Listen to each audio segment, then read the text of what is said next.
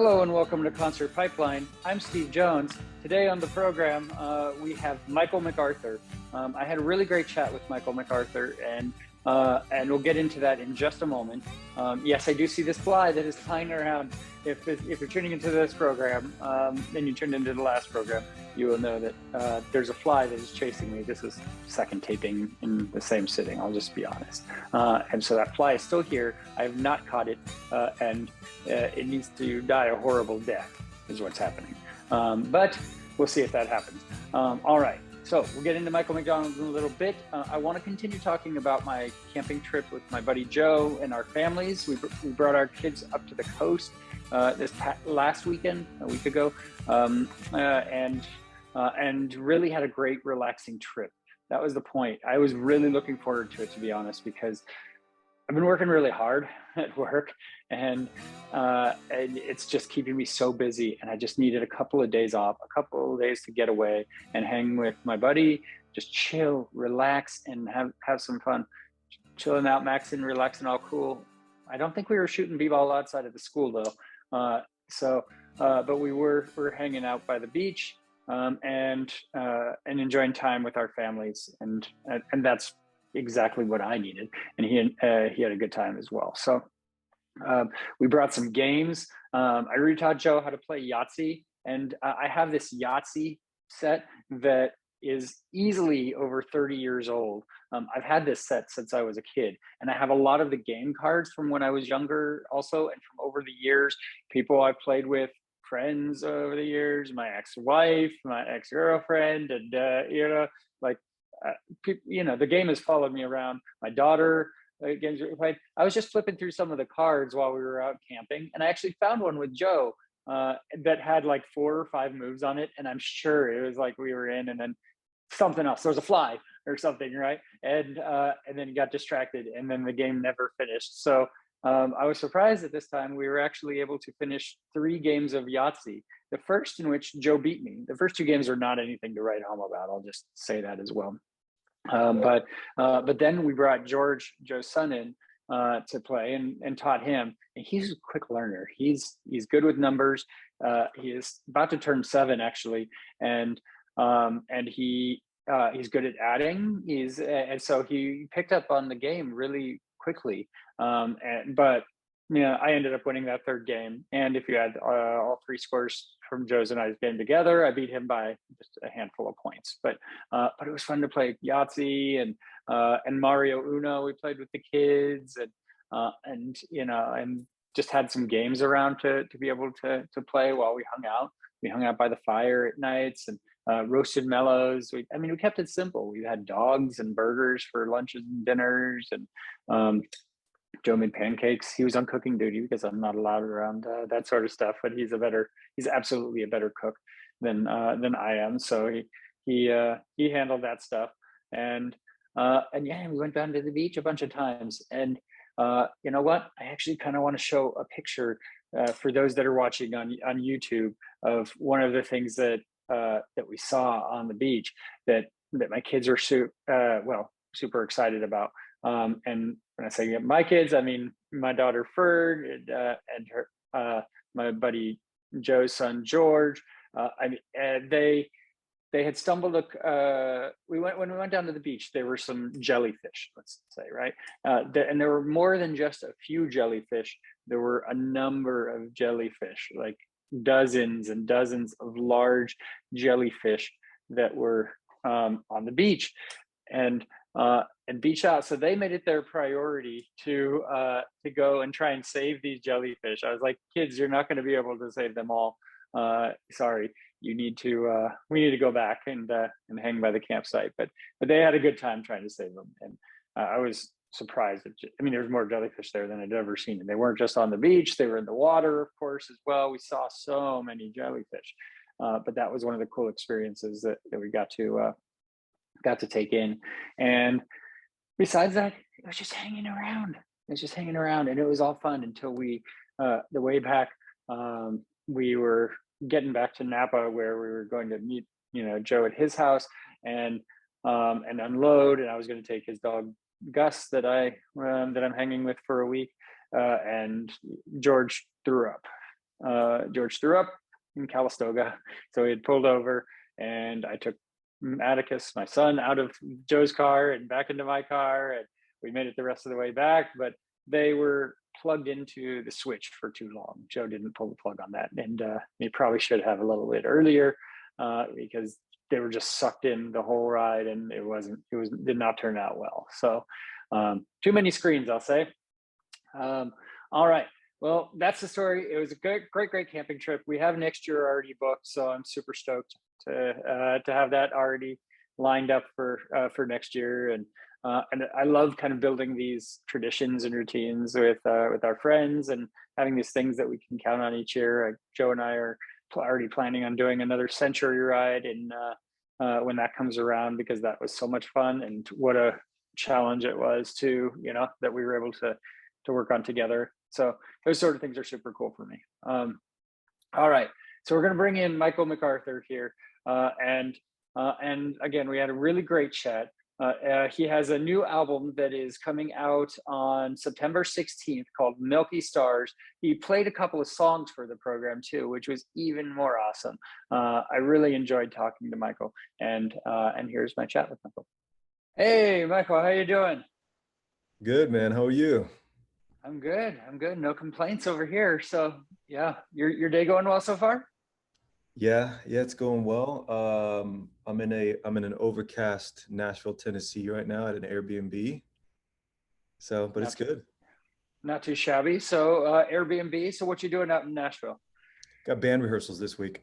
So we've got some shows coming up, like a radio conference in Boulder, Colorado, Americana Fest, big album release show in my hometown in September. So we're just starting rehearsals for all those things.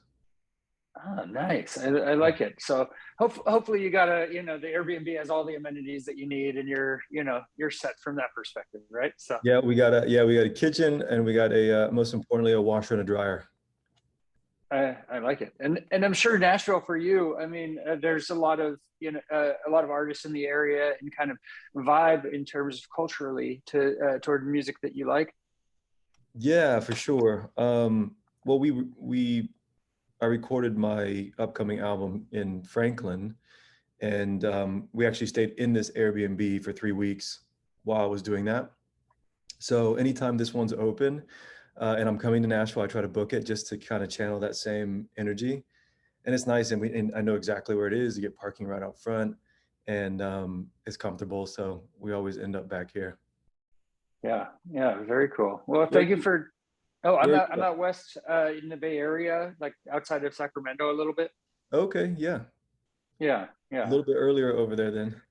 A little bit, but I'm an early riser, like I think you are. So my day starts. I get on the Peloton every morning, 5 a.m. hour, and and get into it from there. So there's no slowing me down.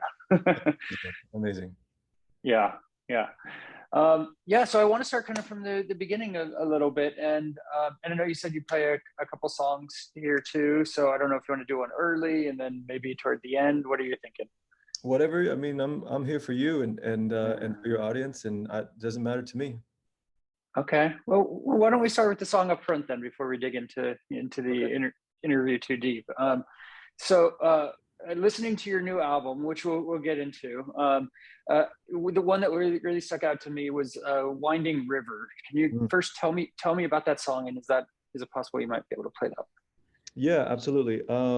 That is interesting because that song, probably a couple years ago, I was just messing around, and every time I have an idea, I try to record it on my phone, or if I'm at home, I'll make a recording of it in my little home studio just to log the idea. So I had that sort of finger picking, and that's all I had, and it just kind of repeated. And for whatever reason at the time, I guess it just wasn't the right time to write the song. So when I was shuffling through ideas 2 years later, I came across it. I was like, oh, that's kind of nice. And I wrote Winding River. And for me, Winding River is probably the most important song lyrically on the album. It comes last on the album. It's the last track for a reason, because it sort of encapsulates the entire record. And it's a special song. I love that one. It's the lyric is how I stay connected to a song. And for me, if the lyric's not really right, then the song's not right. So that one, I just, it's really special. Yeah, I love it. Well, I'd love to hear it if you're good to play it. Yeah, let's do it.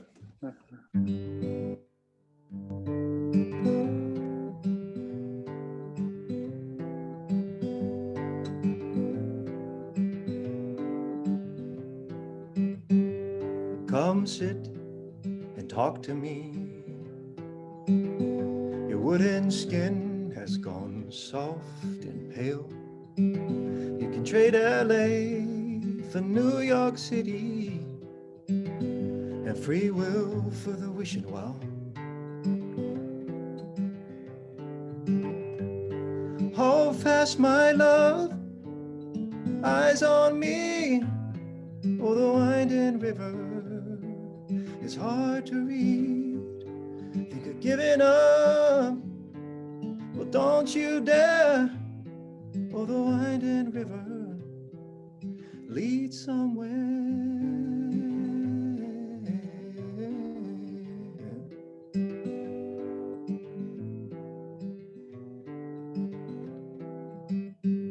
Well, that's it. It's over now. Made plans forward with yesterday's news. Couldn't find a way to work it out, but you did all you could do.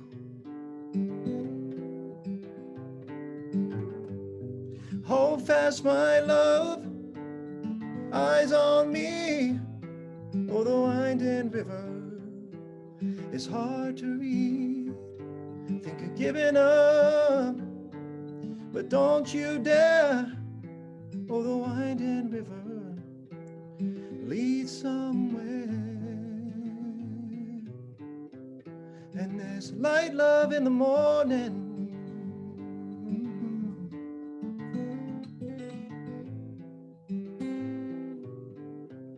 Yes, there's light, love in the morning.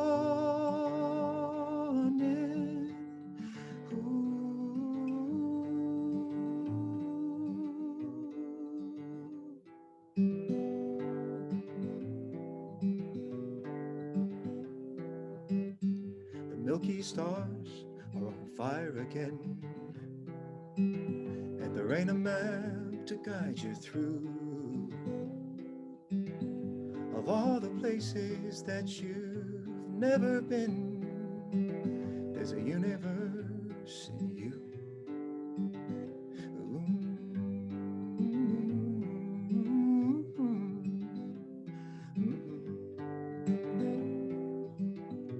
Oh, the winding river.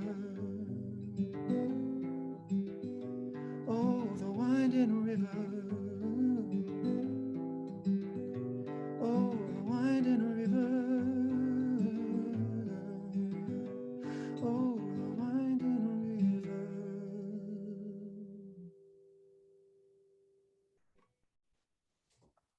I love it, and I hope that you have neighbors at your Airbnb who get to hear great music. There's like people walking around out here, so I just keep waiting for somebody to come up to the window.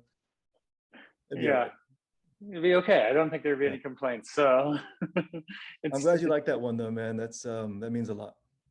Yeah, and you say it encompasses, the whole album, and I guess we can get into the album a little bit because it even, includes Milky Stars, which is the name of the album. So tell me about Milky Stars. So Milky Stars, the album, I'd had probably 30 songs or so that I'd written over the course of the pandemic. Some of them came a little bit earlier, but and we sort of pared down to the best 10 songs. There are 12 songs on the album, but when it was first made, there were only 10. So Jakir King, the guy that produced it, introduced me to Transoceanic Records, and they liked the album so much that they sent us back to Nashville to record 2 more songs. And that's how we got to 12. But yeah, man, it's just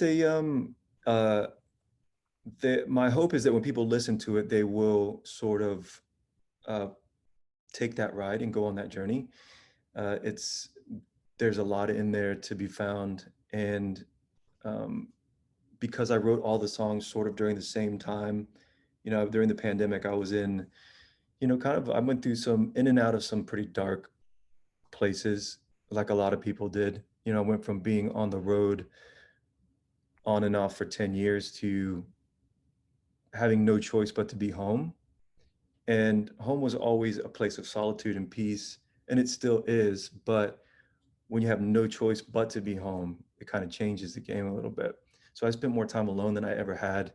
And, uh, a lot of people were super productive during the pandemic, but in those first few months, I wasn't, because it was such a shock that it wasn't until about month 4 or 5 that I started writing songs. And,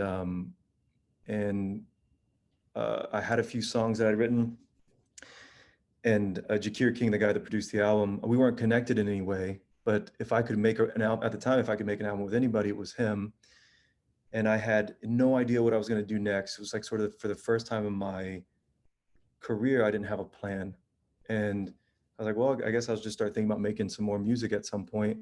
I'll send him a message. It was actually a cold DM on Instagram, and sent him just a few demos that I made at home. And totally not expecting him to write back or anything, but a couple weeks later, he wrote me back and he was like, "Hey man, I love these songs. Let's get on the phone." And so we got on the phone.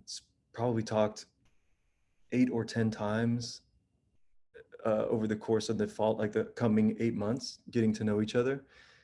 Because his thing is like, first conversation we ever had, he was like, "Look, I love your music. I think you have something very special. And before we talk about making your album, before I can even think about doing that, I have to know who you are, because I can't make your best album unless I know something about you, unless I feel like I know who you are." And that's his approach. So we would get on the phone, we talk about life, we talk about family, we talk about music. And so by the time I finally met him in Nashville, when it came time to make the record, I felt like I already knew him a little bit. So it made me very comfortable. And the whole process was amazing. The 3 weeks that we were with him. And yes, that was sort of the beginning of Milky Stars. Yeah, and so what would you say that Jakir brought to the album that maybe you didn't envision kind of going into making the album? He's sort of a master of, so if my instrument is guitar and song, and the drummer plays the drums, Jakir likes to say his instrument's the studio, but in my opinion, his instrument are people. He's a master of getting the best out of people and creating an atmosphere where people feel comfortable and also are able to perform the best in that situation. So I would go in, to give you an example, we would go into the studio. I'd have no idea what we were gonna do that day. So we would record like 2 songs a day. And he would feel the vibe of the room. Like, what is the energy of the group as a whole? We'd have a coffee in his studio is in an old, like 125-year-old house that he Mm-hmm. converted into a studio. So there's a kitchen, there's like a dinette area, a big kitchen table, and a long or a banquette, and we all just sort of hang out in there and have coffee and talk and catch up. And he would sort of feel the vibe of the room, and then say, "I think we should do this song," and that's the song we would start with. So Yeah, he just brought this. He had a lot of input, on technical things and artistic things. He's just he's got an interesting and very creative style. He's not necessarily a musician. yeah, Uh, he's not like he's not one of those producers that's sitting in with a band playing guitar or something like that. sure. But he feels music so deeply that if it doesn't feel good to him, he'll try to communicate why that is. Yeah. Or if it doesn't feel as good as he wants it to feel, for example, or it's like, "Oh, we can get this to a place that's really special. What if you try something like this?" And it's all based here. Yeah. And so how close, what did the final product of Milky Stars turn out to what you envisioned it would be, when you went into making this album? There were some songs, some demos. I can get carried away and I'll start putting like, fake drums on and bass and key parts and guitar parts and all this stuff because I want to hear the potential of a song after I write it. And every song that I write always starts on guitar and it can always be played solo acoustic because that's how it was written. But sometimes I can't help myself. I'll just go to my home studio and start, fleshing it out a little bit. But some of the tracks were just literally solo acoustic performances, just live performance. I just would record it and send it to them. So those songs, some of those songs that were just acoustic performances turned out just completely. And the thing is because I didn't have any expectation. I didn't know what could be done with it. And when you get a group of really incredible musicians in a room and let them do what they're best at, man, you get some really special results. So some of them turned out like I could have never have imagined. And then some of them are relatively close to the demos. Yeah. Yeah. It's a beautiful album. Thank I'll you, say, man. and I know you're probably excited for people to be able to hear the whole thing. You've released a couple songs, but um, that's I pretty am. cool. I can't wait. Yeah. So let's go back. Tell me, what were you listening to as a child? Were your parents influential in your musical tastes at all? Yeah, so I had an eclectic musical upbringing. My my mom is Puerto Rican, so she always listened to like salsa music, people like Julio Iglesias and Gloria Estefan and um, Jose Feliciano and stuff like that. And so that was always sort of playing in the house, and she would like dance around the house. And then on my dad's side, my dad and my uncles specifically, when they were my age, they pursued music for a living and they write songs and they play guitar. And so there was always sort of music around me. I was always sort of around it. And when I was a kid, though, I listened to, oh man, everything. I listened to uh, Boys to Men and Stevie Wonder and Michael Jackson and a lot of R&B when I was super young, and I give credit to those artists for teaching me how to sing because I would just sing along to those records, Bill Withers. Um, and then as I got older, I got into other things like James Taylor and Tom Waits and John Prine and Bruce Springsteen and anybody that anybody that plays an instrument. And if I could imagine them playing an instrument and sitting in a room somewhere writing a song, those are the artists that I related to the most because that's what I wanted to do. Yeah. So, but I love all kinds of music, man. I listened to hip hop growing up, and you know, through the '90s, I did listen to Nirvana and Pearl Jam, still do, and um, Foo Fighters and Stone Temple Oh yeah. Pilots, and I mean, it goes on and on. Yeah. And so you did chorus as a child, and you have a very unique, amazing voice. Like, was how influential was your chorus as a child to finding your voice, to get you to where you are now? Man, I feel like it's taken me a long time to find my voice. I mean, chorus was important, it yeah, starting in chorus in elementary school. It's interesting because back then, you're making me think about it now, but back then, when you're a kid, at least for me, I loved being up there. I was like, oh, I can't wait to sing in this thing with everybody. But as I got older, I developed this sort of terrible stage fright and stopped. I didn't perform for anybody. So chorus was like really my only, um, as far as singing goes, performance experience that I had. And then in middle school, I was in band. And then when I was in high school, my grandfather bought me my first guitar, and that's when I started writing songs and playing guitar. But I didn't play them for anybody. It wasn't my thing. It's like I'm doing this for me. I would dream about having the courage to be on a stage and play for a lot of people, but in reality, I knew I just would never be able to do that. I wouldn't Yeah. even play for my mom. My mom would be like, "Mike, just play me a song," and I was like, "Absolutely not." Absolutely not. So I'd wait till everybody left the house, and then, and then I'd pick up the guitar. But yeah, I mean, I'm sure choruses was important. All those experiences are important. Just being around music, as much as I was lucky enough to be around, I think was all important to uh, my development, I guess. Yeah. So you didn't have an itch to join like a high school band, or it was you were just too nervous kind of in that environment to be able to put yourself out there. I think that's what it was.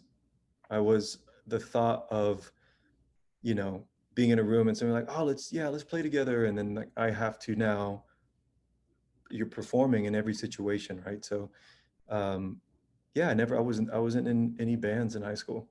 It was always Yeah. just me literally in my bedroom, playing the guitar, playing the acoustic guitar and writing songs. Yeah. And so growing up in Lakeland, Florida, did you go to concerts as a teenager? Was there any that were influential to you? I didn't go to a lot of concerts. It wasn't until I was, because when I was 14, I got my first job, and we weren't poor by any stretch of the word, but we weren't. Um, it was one of those situations where we basically, there's four kids, and my family had enough for what we had, and that was it.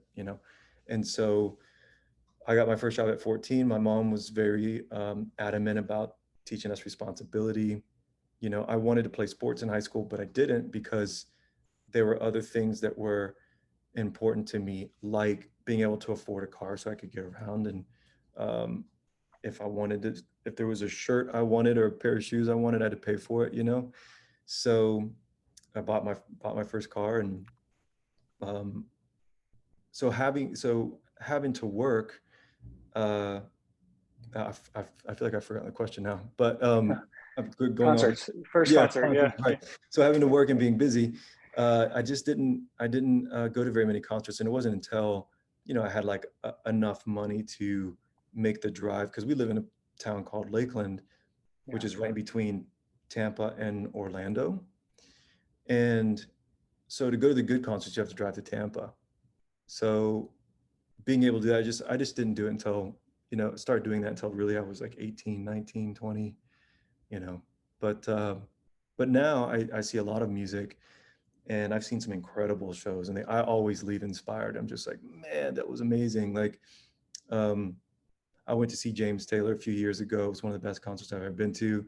Went to see Bon Iver at a theater in Charleston, South Carolina. Blew me away. Um, who did I see recently that I was just like, Citizen Cope at the Tampa Theater, if you know who Citizen Cope is. Sure. He was amazing. Yeah, just so many great shows, so many different types of shows too. Yeah, yeah, that's really awesome. And so you launched a bistro with your brother when you were a couple years past high school, and that kind of introduced you to your wife also, right? So tell me about kind of that chapter of what that did for you, and was there any musical kind of tie in there? Yeah, so Black and Brew, the name of the cafe, that was sort of, I was never really into school. Like I would go do it, and I made, good grades and all that stuff. But I, for me, I just wanted to work and be with my friends. And so graduating from high school, my brother and I decided to open up this cafe. And it was also, I think, my way looking back, my way of preventing myself from having to pursue music for a living. And the way that I stayed connected to music at the cafe was I was responsible for booking all the artists, because we would have people come in and perform. So I would book the artists. I would work all day, 6 o'clock in the morning. The music would start at 8, and then I'd also close the restaurant, 11 or whatever, and I would just be there. But Wow. I wanted to be there because I was looking like all day looking forward to whoever it was that was coming to play, and and I would run sound and meet the artists and stuff and hang with them or whatever. But that was sort of how I stayed connected to it. And as far as meeting my wife goes, yeah, I'd noticed her a couple times. She would come in with friends and things, and the way that my brother and I ran the restaurant was I was always in the front at the register, and he was always in the back in the kitchen. So I love to be around people, and he was like, dude, that's all you. I'll make the sandwiches, no big deal. And one day she came in, but she was with a friend of mine from high school. And I was like, this is my chance. Cause it's like, I'm not some suave dude, man. I didn't have any game. Like I did not have the courage to go up to this girl and talk to her. So, but I had a segue because I could go up and talk to her friend, you know, because I knew her from high school. So yeah, that's how we met. And my roommate and I had them both over later on that week, and we made them dinner and just hung out at our apartment at the time. And I mean, we've probably spent just about every day together since. You know, we haven't spent much time apart. We're apart now, but Yeah, yeah. Well, that's really incredible, and what a great story. And talking about relationships, that kind of segues into Josh Davis and making music with him. You've yeah. made music with him for 12 years, and I saw an interview that you two did together where you said you never had an argument. So tell me about the dynamic that kind of built that, and kind of how you work together musically. Oh man. Well, so we went to high school together, but we didn't really hang out in high school. And then when I when I left the restaurant to start, you know, to start pursuing music, I in that transition, I went and worked. I managed a Starbucks, and Josh worked at the Starbucks too. So we'd start. You know, this was Josh is here actually. He's Yeah. yeah. That was probably 13 or 14 years ago. So we would just start like just dreaming about making music together. And fast forward a couple years, we moved in together. We lived together for 5 years. We had a little music room in the house that we were living in, and we would just every day just go in there and play and make demos. And he has there was a stint where he moved to Tacoma, Washington for like 2 years. So we didn't play together much for those 2 years. But that was that in the last 13 years, those 2 years were the only years that we didn't play together. He's played almost every show with me, travels with me. You know, we've got band rehearsals this week, so that's why we're together now. Does all the radio stuff with me, and yeah, he's just been. Aside from myself, he's the person that gets the music and understands and has a relationship with the music on a deep level. Uh, and so for me, that's incredibly invaluable because if we can talk about a song. I can talk about a song with him like I'm speaking to myself because he knows it just as well as I do, Yeah. which is amazing. It's great to have that connection, and I kind of see similarities with my best friend. We went to high school together but didn't hang out either, Mhm. and then kind of started friendship through working together at a burger place, and Yeah. and then he was like hosting a TV show with me that I did, and that kind of spawned our friendship. So it's some similarities there. Yeah. um, yeah. So I have a I want friend. to. Oh, go ahead. What was that? It's nice to have a friend, man. It's like, for those 2 years that he was in Tacoma and I was essentially on the road alone, sometimes sleeping in my car or crashing on somebody's couch, but all the driving, everything, I was completely alone. And that was an important time for me. And it was something that I had to do, but there's nothing like having these experiences because life is such a beautiful thing, but having somebody to share it with Yeah. it changes everything. Oh, for sure. 100%, someone who gets you and understands, and everything. And you can tie that in musically, you can jive there. Like, I mean, that's brilliant. So it's great. You try to write every day. Like, tell me about that discipline that you have for yourself to just write something, and kind of, whether it's a song or a poem or what have you. Tell me where that comes from. Well, I'm not always successful. I don't want to give off the impression like I have this perfect track record because I don't. But I do try to write something um, every day, and and it it's like, you know it's sort of just keeping the pencil sharp. You know, for me, it's different. Every artist is different, but I have just noticed that I am the most productive from a creative standpoint when I am writing every day than when I'm just waiting for something to hit me, you know. And other artists talk about this too. It's like you don't wait for inspiration, you have to invite inspiration. And how you do that is by, uh, you know, picking up a pencil and a piece of paper and an instrument.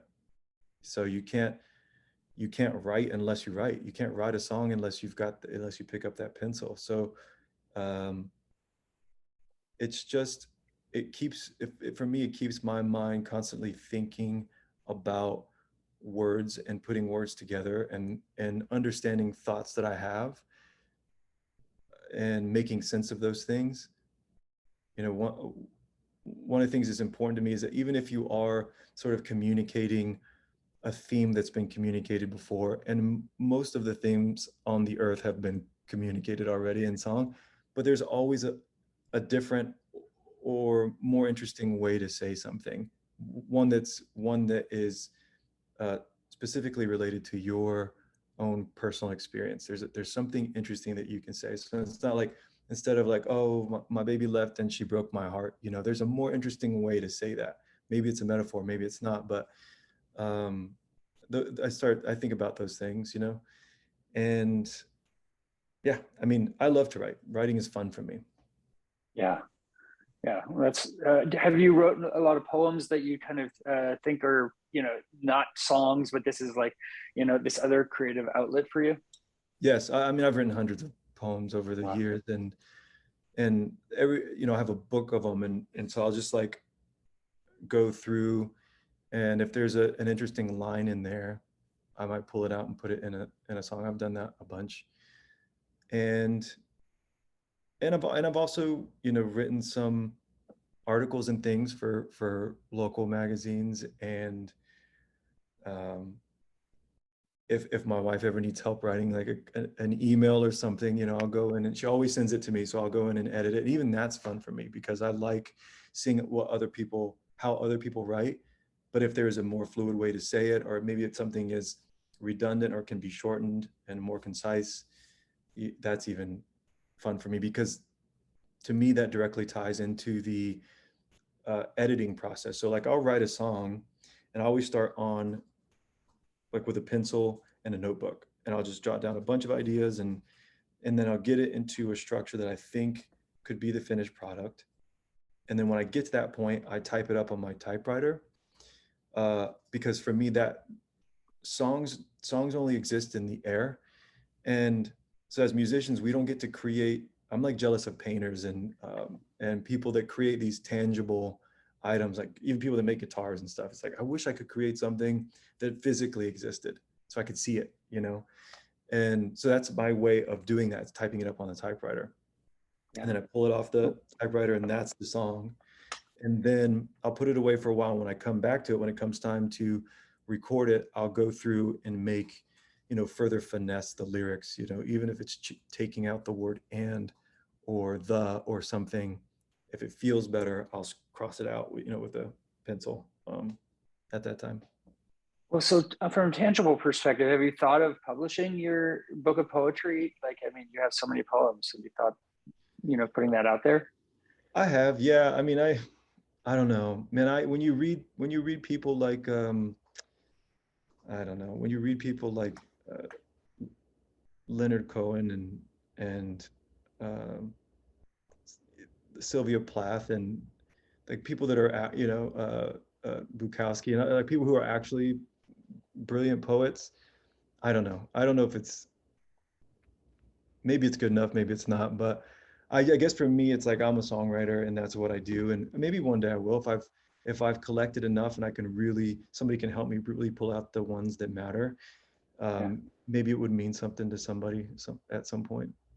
I'm sure. I mean, you have fans, you have a following, and that would have a, you know, a place also for them and where it could resonate, and you Mm. know, and it's there, it exists, right? So I don't think it's too far of a stretch. Very I true. encourage you to do it. So Oh, thanks, man. Thank you. Yeah. I want to ask you about your favorite supporting slot opening for Shakey Graves. Tell me about that experience. Oh, that was fun. Yeah, it was just that one show in Orlando, and I had reached out to his. This is before I had any. I mean, I did for 10 years. I did everything. Well, 12 years. I did everything on my own. Booked all my own shows. I was my manager. I was the artist. I was everything. And so I reached out to his management and agent and said that noticed that they didn't have anybody opening that show, and I asked to open, and the whole thing was everything that you would want it to be. So is at this venue called the Plaza Live, and the show was standing room only, which there's probably, my guess is probably between 900 and 1,000 people there, all at the stage.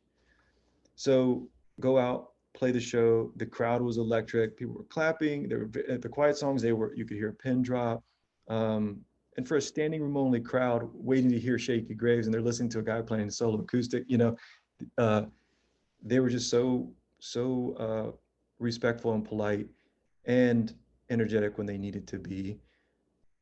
Absolutely loved that show. And then went backstage. I hadn't met um, I hadn't met the guys yet in the band, so went back there. It was actually Cinco de Mayo, so they had a bottle of tequila, and I just hung in the dressing room. Then we'd pass around a bottle of tequila, and I'll drink from it, and whatever, and then they went and played their show. So it was awesome. Yeah. What a fun experience. Yeah, How far have you been able to tour? I have played mostly just up and down the East Coast. So when you live in Florida, it is, I mean, it's such a big country. Yeah. So I've played from Florida to Maine and back so many times. I mean, just up and down, because that's an easy. I mean, you can get to Boston in uh, whatever 17 hours or something like that. So two couple days, but so it's not you can and you also like especially in the Northeast, we have Boston and New York and Philadelphia, and there's so many things that you can so many places you can hit in that concentrated area, so many big cities. So um, and yeah, I haven't done the West Coast much at all, just basically the East Coast. Do you see yourself kind of working in that direction? Like I know it takes a lot of build up to do, a tour to that magnitude, but do you see that kind of happening in the coming years? Oh yeah, for sure. Yeah. So with having a team makes such a big difference, man.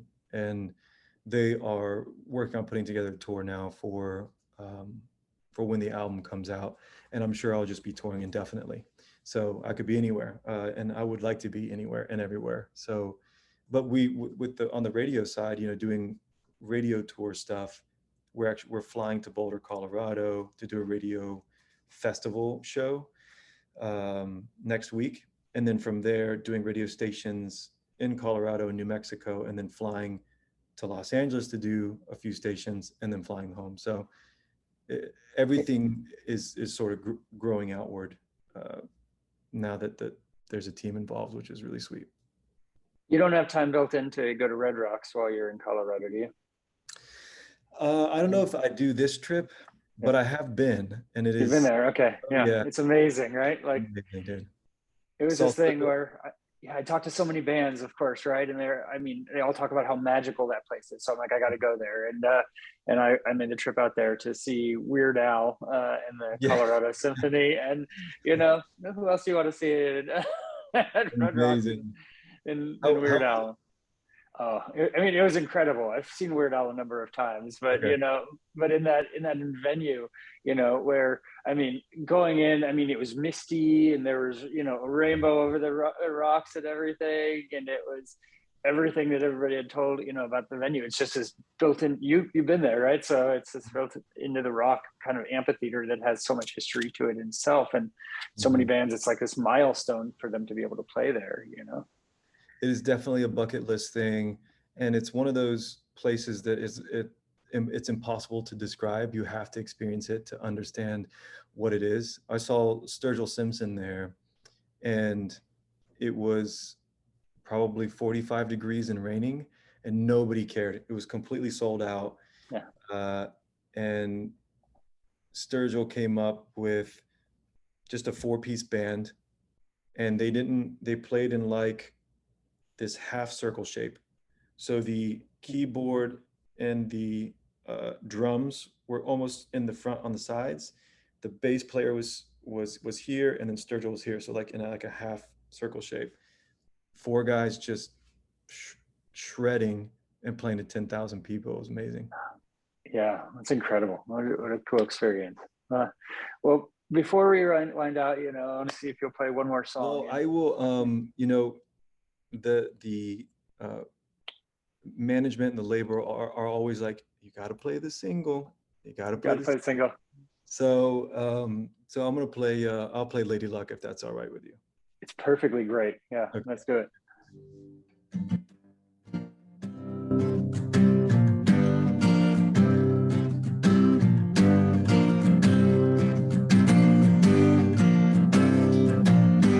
Cold is the flow, turn up drunk again.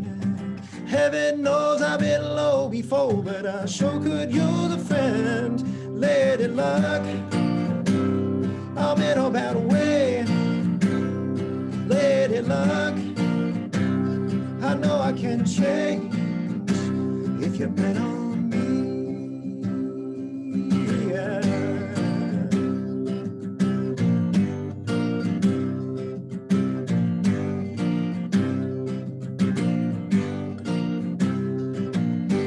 Early is the month, came up short again. Heaven knows I've been broke before, but I sure could use a friend. Lady Luck, I'm in a bad way. Lady Luck, I'm looking for change. Won't you bet on me? Yeah.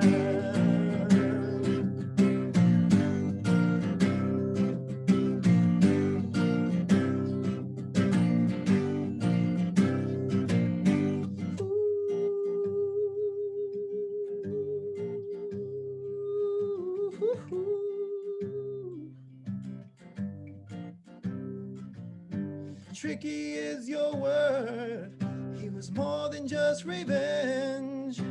Heaven knows I didn't fall before, but I sure could use a friend. Lady Luck, I'm in a bad way. Lady Luck, I know I can change if you bet on me. Yeah. Woo-hoo.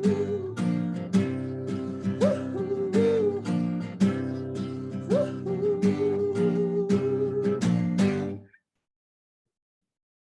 Beautiful. Sweet. Beautiful. I love it. Well, Michael, I want to thank you, for taking the time today. I really enjoyed our chat and the music. I mean, what a way to start the day, right? It's incredible. Thank you, Steve. It's nice talking to you too. Thank you so much for having me. And I'm happy to do this. Yeah. Well, good luck with the album coming out and the tour that follows with it and everything. And yeah, I'll shoot links along when it's live. Okay. Okay. Sounds good. Nice talking to you, brother. That was the interview with Michael McDonald here on Concert Pipeline. And that takes us to the final segment on the program, the music news.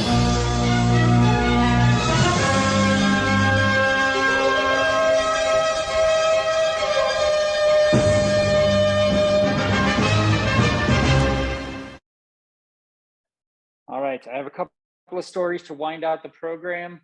A couple weeks back, I talked about Blink-182 and how Matt Skiba didn't know if he was in Blink-182 anymore. He had told a fan who outright asked if he was in Blink-182 still. He's like, I don't know. And well, now there's a second part to this story that is Tom DeLonge and how he hints that he's finally rejoined Blink-182. After years of swearing that his time with Blink-182 had not come to an end, he never thought it had, I think, was also part of the thing, right? He thought he was still in Blink-182 even when Blink-182 went on without him for years. He may be teasing that he's finally rejoined the band in an official capacity. Rumors of the co-frontman's return began to swirl a few weeks ago when Matt Skiba, who replaced him in 2015 after DeLonge left to change the world for his kids and chase UFOs, right? Admitted that he didn't know where he was part of the band. Later in the month, Blink themselves threw fuel onto the fire with a teaser for their upcoming Funko Pop collaboration, a series of figures celebrating the band's 30th anniversary, which features DeLonge. Though the band are yet to confirm whether or not DeLonge has returned to the fray, the vocalist and guitarist has begun hinting that that could begin the case.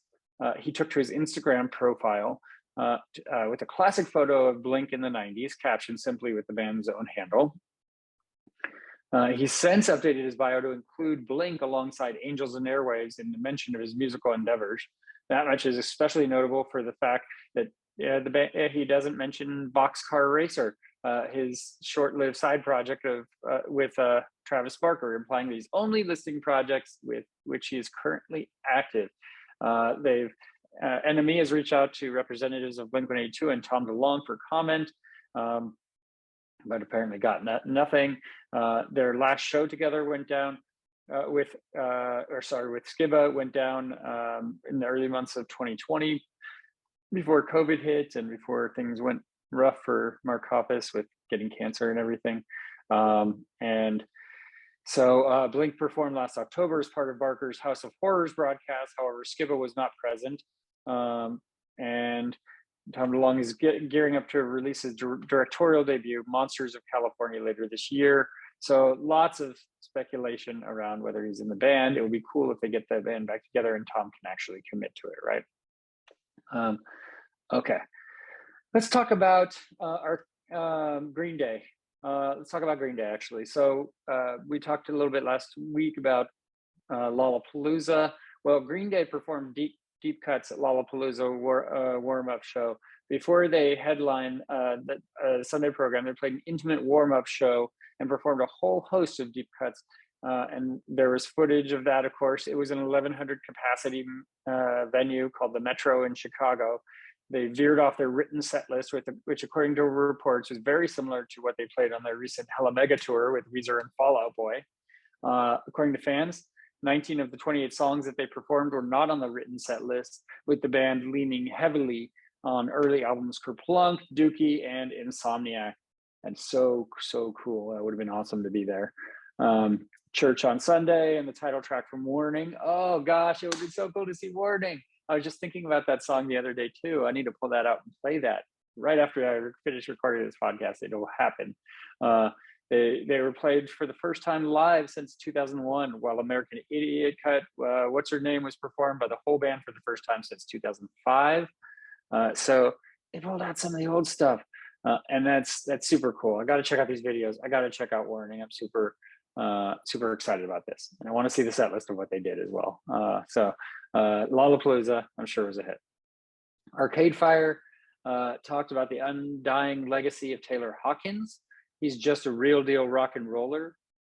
While Arcade Fire were on the ground at this year's Osheaga Festival in Montreal, Canada, where they filled in for the Foo Fighters, frontman Win Butler and guitarist Richard Perry spoke warmly about the late Taylor Hawkins. Prior to the headlining set, Butler and Perry sat down with iHeartRadio, where journalist Rockman asked if their role of the festival, filling the space left by the Foos, who dropped out after Hawkins' passing in March, had left Arcade Fire feeling any pressure to succeed. First of all, if you're Arcade Fire, I don't think you feel any pressure. You're doing freaking great, right? You're Arcade Fire. You're an Arcade Fire. Come on, you're so great. You're in a great band. You don't have to worry about that stuff, right? Though he didn't specify whether or not that was the case, Butler did note that he'd met with Hawkins a couple of times before he passed.